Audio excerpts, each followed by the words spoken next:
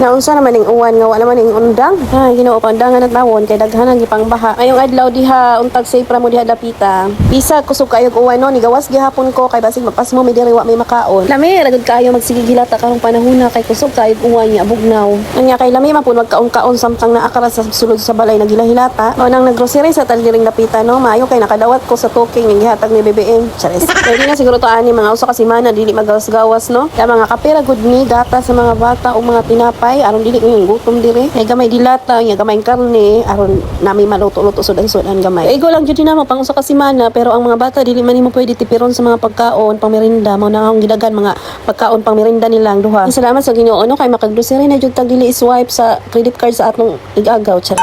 Pero worried lang yun ko kay mura na may dato ani nag-grocery kada semana nya mokaon og Jollibee kada semana. Murag lisod-lisod jud i-maintain ni ani na lifestyle. May power man po ni sa mga anak oy kay atong panahon aral ni sura jud.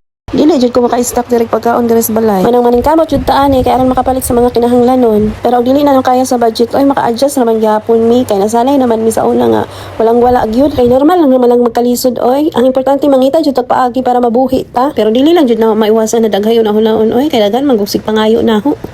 Mag-unsa nilang kahapon og wala pud kay kahatag ani. Aw kay gikulba-kulbaan na jud ta ani. Mao nang karong adlaw no maglihok-lihok na ta ani kay wala tay bayad sa taghinlo. Naplat naman po ni atong batang anig lumingkod aw kay maglihok-lihok pud ta magamay oy. Aw kay ampunan ta ani og kanus atamo paldoan ni aron makatabang-tabang butas uban no. Kay ragud pud na ho manghinlo oy labi naka-video ko. Kay dili man pud kinahanglan kada adlaw ta manghinlo sa balay oy, pwede mag once in a blue moon ra. Kaya bang sakto-sakto ragud na dili ta og buron.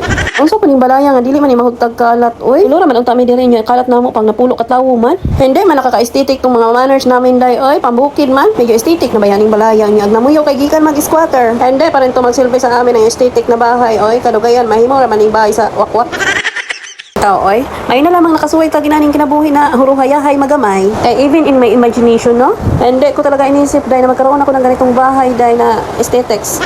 Kay ang goal in life ko lang talaga dahil ay makabayad lang ako sa mga utang dahil at magkaroon ng sariling bahay dahil kahit maliit lang dahil basta walang upa. Pero dahil grabe ang binigay ni Lord sa akin dahil sobra pa sa imagine ko dahil sobra pa sa hiniling ko at sobra pa to sa pinagdasal ko dahil. Kaya kung dumating man ang araw dahil nakukunin na ni Lord yung source of income ko dahil na kung saan ko kinukuha lahat ng to dahil dawat man ako dahil kay kasabot man ko sa ang unang-una nga wala joy permanente sa pag-artista.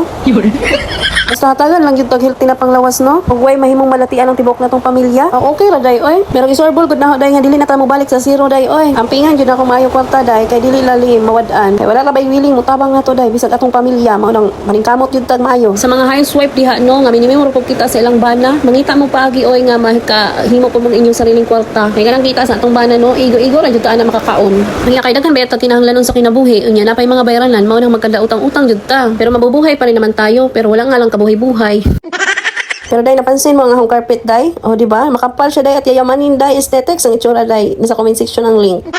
Kaganda to siya dahil kay tag-ulan ngayon, di malamig sa paa. Ganiha dahil kang duha kalaki, kamahan, ag-ambunso, direct sila nagtanatan og TV. Ngayon ko lang manghinlo ko, panakamo kay samok mo. Ngayon, losad po niya akong sa kapanganay, kay dili ganag samok, gusto niya si Jara. May gani kayo manhuman ako dito sa mga lingkuranan, diri na punta sa hagdanan. Kaning hagdanan gihimo na nilang istante. Hindi siya nakaka-aesthetic dahil. Na ay helmet, na mga bag, kanipong butangan ng case. Aesthetic na unta dahil, nya mabag, may pangsabit, nya napay mga hinanger sa gilid-gilid na. Ilhan jud tani taga bukid ta dahil. Kanis dudong dahil hilig dis maghangir-hangir diri dapit sa hagdan dahil. Nya kanang iyang mga abubot diha dahil pang display na niya diha permi. Nya kana siya number 1 na siya na dili ganang hagkala. Para niya dahil dili nakala. Kay para niya organizer ang hagdanan. Diha niya ipamutang may pamplaster ang iyang mga butang para dali lang niya makitaan. Og di apay iro namo dahil buutan kaayo nalibang pa diri sulod sa balay. Ang hirap talaga i-achieve ang pagiging aesthetic pag lahat ng tao ay borera.